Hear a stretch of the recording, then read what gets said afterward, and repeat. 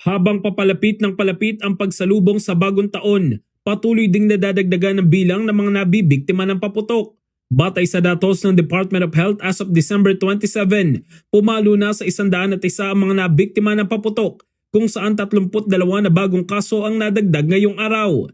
35% itong mas mataas kumpara sa 75 na naitala sa kaparehong araw noong nakaraang taon. Sa 101 na mga biktima, 26 ang mula sa Metro Manila, 16 sa Central Luzon, 11 sa Cagayan Valley, 9 sa Western Visayas at 7 sa Ilocos Region at Central Visayas. 92 sa mga biktima ay lalaki, habang 9 ay babae. Mga bata pa rin at menor de edad ang karamihan sa mga nabiktima ng paputok.